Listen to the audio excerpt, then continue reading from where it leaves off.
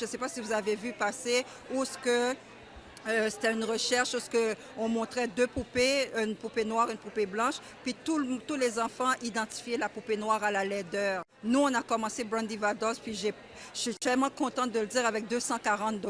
Ce $240-là, le premier shot m'a amené $3000.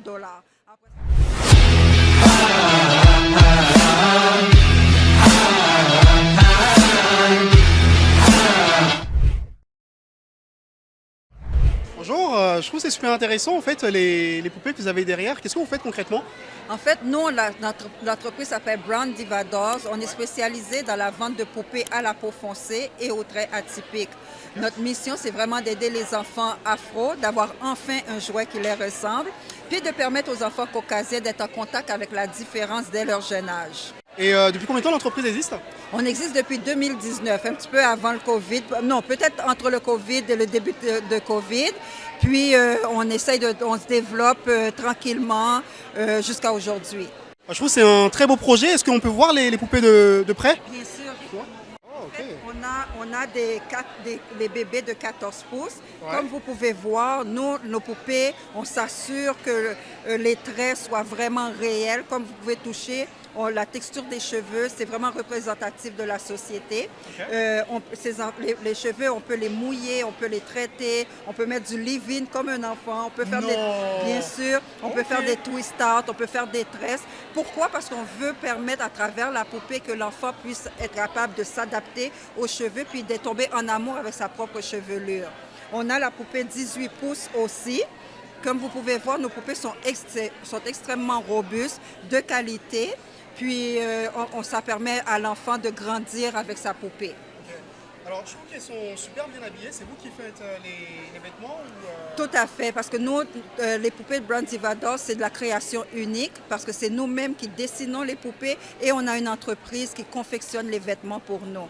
Parce que nous, c'est sûr que notre brand, notre marque de commerce, c'est le Pine. Pourquoi? C'est pour faire un petit clin d'œil à la mode africaine qui est nos ancêtres, bien sûr. Wow. Franchement, je suis impressionné et je trouve que les poupées sont magnifiques. Vraiment, ça mérite d'être connu et d'être utilisé par plus de familles issues de la diversité. Est-ce que du coup, vous avez rencontré des challenges dans la mise en place justement de votre entreprise? Oui, c'est sûr, quand on est entrepreneur, on fait toujours face à des défis. D'abord, le premier défi, c'est tout au niveau finance, de partir l'entreprise, d'avoir les reins solides, d'avoir un cash flow, etc. Je pense que c'est tout entrepreneur à ça. Et aussi, il ne faut pas oublier que nous, on a décidé d'aller vers un produit qui est niché, qui est les poupées noires. Puis en même temps, c'est qu'on a ce produit-là qui est la poupée noire, mais l'entreprise n'est pas une entreprise pour les enfants noirs seulement. Nous, on veut avoir un impact social. C'est pour ça que notre mission a deux volets, autant pour permettre à l'enfant noir d'avoir le jouet en question qui lui ressemble, mais aussi de faire de l'éducation auprès des enfants caucasiens. Mais comment est-ce que ça vous est venu l'idée de vous lancer dans ce projet de poupées africaines?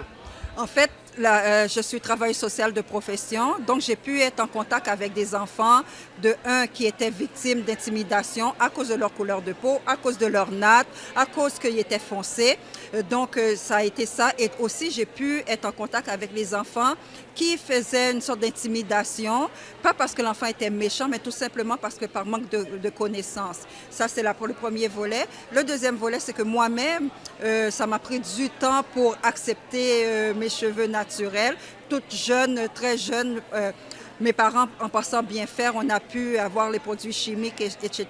Moi, c'est vraiment très tard que j'ai accepté, puis j'ai pu tomber en amour avec mes cheveux naturels.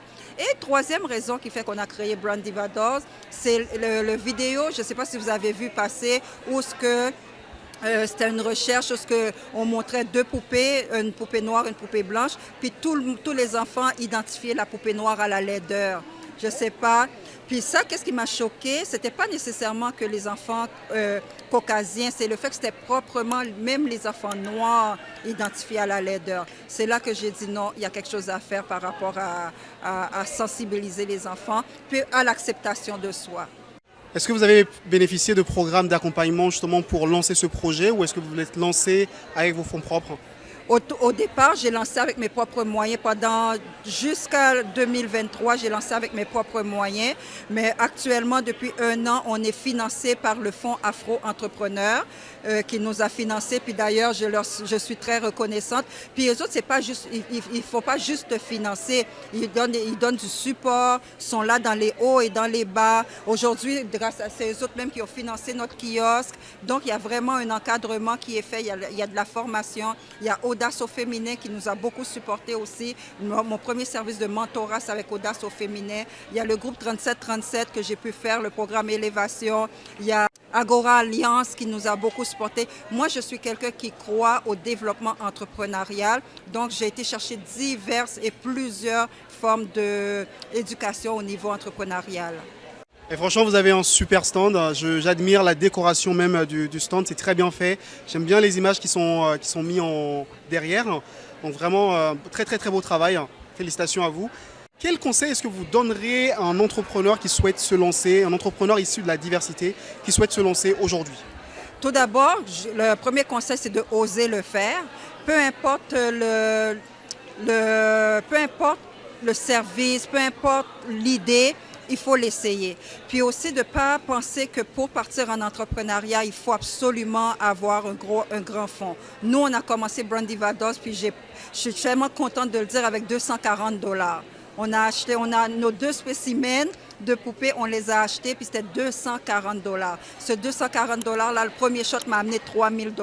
Après ça, j'ai pris $3000, je l'ai investi, puis ainsi de suite. Puis aujourd'hui, c'est pour ça que grâce à Dieu, aujourd'hui, on peut dire qu'on est vendu dans les Walmart, on est vendu dans les Kohl's aux États-Unis, puis on est en train de faire encore plus de développement dans le B2B. Donc, il faut oser aller à petite échelle. Deuxième chose aussi, c'est pas de rester dans leur zone de confort. Nous, on réseaute beaucoup. J'ai gagné plusieurs prix, dont le prix de Femmes d'affaires du Québec. J'ai gagné des prix au niveau de l'impact social.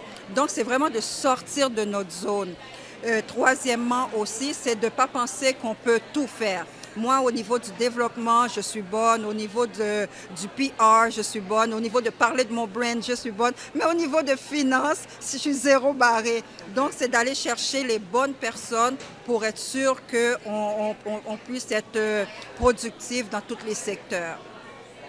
Alors, quelle est la taille de l'entreprise aujourd'hui?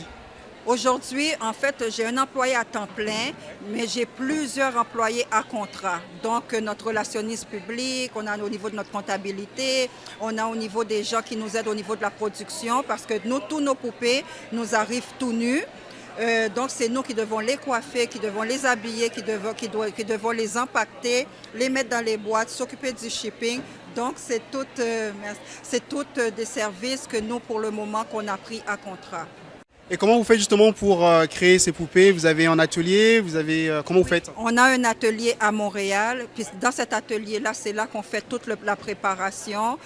Cet atelier-là, il est pas, pour le moment, on ne reçoit pas le public parce que c'est là qu'on fait plutôt la préparation. Mais éventuellement, ça va être ouvert au public parce qu'on a un projet qui s'en vient où ce qu'on va permettre aux enfants de venir dans l'atelier pour eux créer leur propre diva, choisir les vêtements, choisir les souliers, donc vraiment créer un diva selon leur choix. Ça marche. Oui. Et si on est intéressé justement pour prendre un de ces poupées, comment est-ce qu'on fait? Vous pouvez aller soit sur notre site internet, le www.brandivados.com. On est vendu aux galeries d'Anjou aussi, au magasin Fabrique Locale. On est vendu à Aphrodisi, un magasin Aphrodisi à Terrebonne. On est aussi au Tour de Jeu dans 3 centres d'achat, Complexe des Jardins, Fairview Pointe-Claire. Je ne me rappelle plus c'est qui le 3e, mais on est dans différents endroits. Oui. Et alors c'est super impressionnant justement d'avoir réussi à être dans tous ces endroits-là. Comment vous avez fait? Le travail. On a le travail de terrain. Qu'est-ce que je fais au niveau de la relation publique? On a eu beaucoup de couverture médiatique aussi, mais c'est vraiment le travail. Là, actuellement, notre défi, c'est justement ça, c'est le développement du B2B, business to business. Fait que c'est ça qu'on est en train de travailler davantage. Est-ce que les programmes d'accompagnement dont vous avez bénéficié vous ont aidé justement à aussi avoir accès à ces endroits? Pas nécessairement me faire rentrer dans ces endroits, mais plus éduquer comment se présenter, comment les frapper à les portes, plus au niveau éducatif. Mais ce n'est pas eux nécessairement qui ont comme ouvert les portes. Puis aussi, je suis membre du regroupement des femmes d'affaires du Québec aussi. Puis ça, j'encourage les gens aussi à faire partie de ces regroupements-là parce qu'il y a des activités qu'ils font, puis c'est là qu'on rencontre des grands joueurs, puis c'est là qu'on peut aller s'asseoir puis vendre notre produit. Dans ce que j'entends, ils vous ont pas mal aiguillé, mais il faut quand même passer à l'action et aller rencontrer les gens et démarcher soi-même. Et soi-même, puis être proactif. Moi, éventuellement, j'aimerais ça un jour, pas avoir moi à le faire, avoir mes propres distributeurs qui vont travailler pour le faire. Puis, mais pour le moment, c'est moi le brand. Pour le moment, c'est moi qui est sur le terrain, puis c'est moi qui le fais. Merci beaucoup. Est-ce que vous avez un mot pour la fin? Le mot pour la fin, je dirais aux gens de ne pas hésiter, si jamais vous avez un projet, de le faire. Et deuxièmement, c'est qu'il n'y a pas de succès. Tout le monde qui vous montre sur les réseaux sociaux sont en plein succès, puis ça va super bien, ça va toujours bien. C'est faux, parce que l'entrepreneuriat, c'est fait de haut et de bas.